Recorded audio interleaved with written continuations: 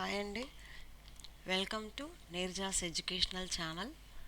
ఈ వీడియో దేనికి సంబంధించింది అంటే సిక్స్త్ క్లాస్లో సైన్స్ లెసన్స్కి సంబంధించిన వీడియో ఇది. ఇప్పుడు మనం ఫైబర్ టు ఫ్యాబ్రిక్ అనే లెసన్స్లో ఉన్నామండి. ఈ లెసన్కి సంబంధించి ఆల్రెడీ వీడియోస్ కొన్ని ముందే ఫార్వర్డ్ చేశానండి, అవి కూడా చూడండి. ఇది వచ్చేసి థర్డ్ లెసన్ అన్నమాట.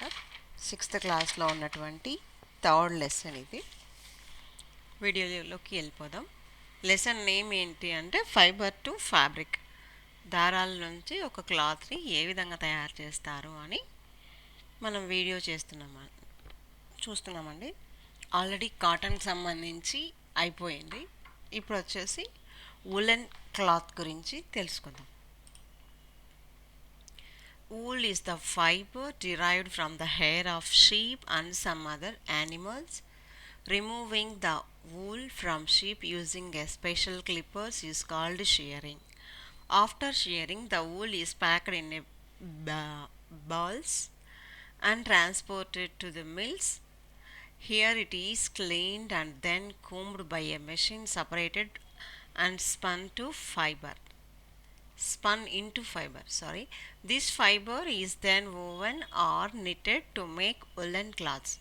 ఊల్ అనేది ఎక్కడి నుంచి వస్తుంది అంటే షీప్స్ అన్నాం కదా, గొర్రెలు కానీ మేకలు కానీ అట్లాంటి వాటి హెయిర్ని ఊల్ అని అంటామన్నమాట. దాన్ని ఏమంటారు, రిమూవ్ చేయడానికి ఒక స్పెషల్ ఎక్విప్మెంట్ ఉంటుంది అనమాట. దాన్ని ఏమంటాము అంటే క్లిప్పర్ అంటాం. దాన్ని యూస్ చేసి ఉల్లెన్ని సపరేట్ చేసే విధానాన్ని ఏమంటాము అంటే షియరింగ్. ఇదంతా కట్ చేసిన తర్వాత, కట్ చేయడం అంటే ఏం లేదు, యానిమల్స్ ఉన్నాయి కదా, గొర్రెలు కానీ మేకలు కానీ, దాని హెయిర్ అంతా కట్ చేయడాన్ని షియరింగ్ అంటారు. దానికి యూస్ చేసే ఇన్స్ట్రుమెంట్ని వచ్చేసి క్లిప్పర్స్ అంటారు అనమాట. ఆఫ్టర్ షియరింగ్ దాన్ని కట్ చేసిన తర్వాత ఏం చేస్తారు అంటే దాన్ని అన్ని ప్యాక్ చేసి మిల్స్లోకి తీసుకెళ్తారు. ఆ మిల్స్లో ఏం చేస్తారు అంటే దాన్ని క్లీన్ చేసి, దాన్ని కూమ్ చేసి నీట్గా ఒక ఫైబర్ లాగా తయారు చేస్తారనమాట యానిమల్స్ యొక్క హెయిర్ అంతా. This fibre is then woven అయిన తర్వాత, ఫైబర్ లాగా ఫామ్ అయిన తర్వాత నిట్టెడ్ చేసి వులెన్ క్లాత్స్ అనేవి తయారు చేస్తారనమాట. దాని నుంచి knitting and weaving are different. In knitting, a single yarn is used to make a cloth or a fabric, but in weaving, two sets of yarns are used. Knitting may be done by hand or by a machine. Knitting, weaving అనేవి రెండు పద్ధతులు అనమాట. Woollen క్లాత్స్ని చేయడంలో రెండు పద్ధతులు use చేస్తారు. ఒకటి హ్యాండ్తో యూస్ చేస్తారు, ఇంకొకటి మెషిన్తో యూస్ చేస్తారు.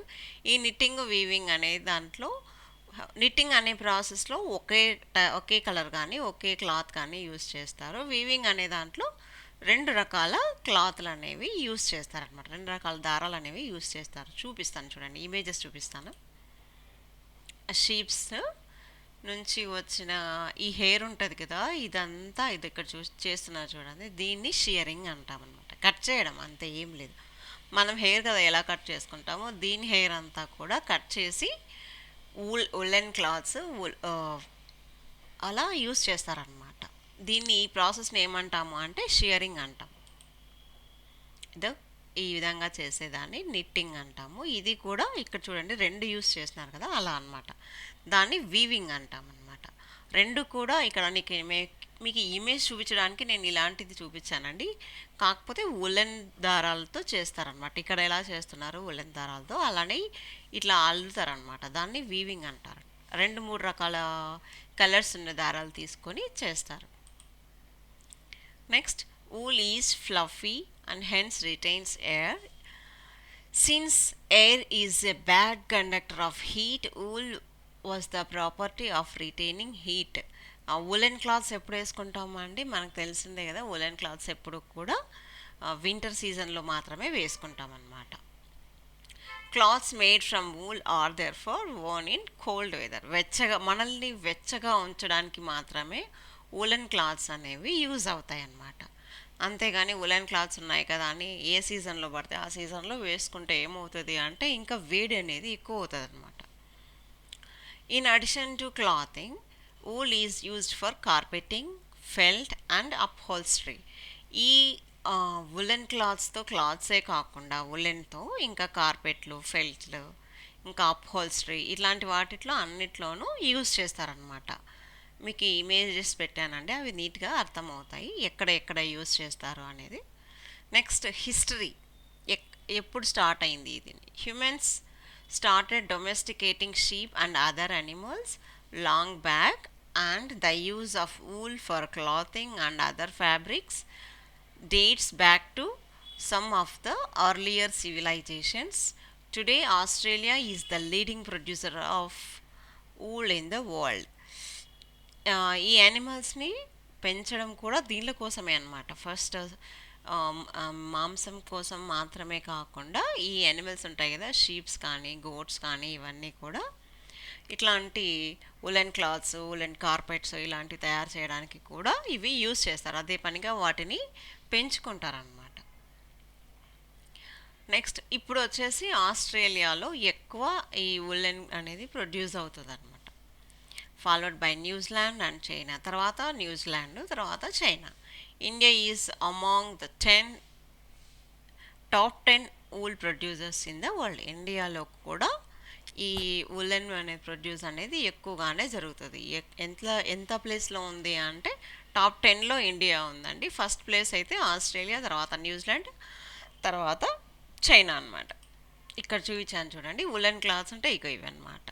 స్వెటర్స్ కానీ, చేతులకు వేసుకునే గ్లౌజెస్ కానీ, మంకీ క్యాప్స్ కానీ ఇవన్నీ కూడా మనకి వూలెన్ క్లాత్స్ దీనితోనే తయారు చేస్తారనమాట, వూల్ క్లాత్తోనే. నెక్స్ట్ ఇలా కార్పెట్లు యూస్ చేస్తారు. ఇట్లాంటి ఫెల్ట్ అంటే ఏం లేదండి, ఉలెన్కి సంబంధించిన ఒక టైప్ ఆఫ్ క్లాత్ అంతే.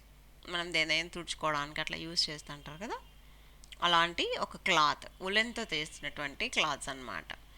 నెక్స్ట్ ఈ చైర్స్కి ఇట్లాంటి ఫర్నిచర్స్కి ఇట్లాంటి క్లాత్ కూడా యూస్ చేస్తారు. ఈ క్లాత్ ఏది అంటే అప్హోల్స్ట్రీ అని చెప్పుకున్నాం కదా, ఉలెన్ అప్హోల్స్ట్రీ అంటే ఇవి అనమాట. సోఫాలకి, చైర్స్కి ఇట్లాంటి వాటికి కూడా ఈ ఉలెన్ క్లాత్ సంబంధించిన ఈ కవర్ అంటాం కదా, ఈ కవర్స్ అనేవి ఉలెన్ క్లాత్లతో కూడా తయారు చేస్తారనమాట. ఇదండి ఉలెన్ క్లాత్స్కి సంబంధించిన హిస్టరీ అనమాట. థ్యాంక్ యూ అండి. Please subscribe Neerja's educational channel. Thank you. ఏవైనా డౌట్స్ కానీ, ఏవైనా కొత్త కొత్త వీడియోస్ కానీ, టాపిక్స్ కానీ ఏమైనా ఉంటే దయచేసి కామెంట్ చేయండి ప్లీజ్. థ్యాంక్ యూ అండి.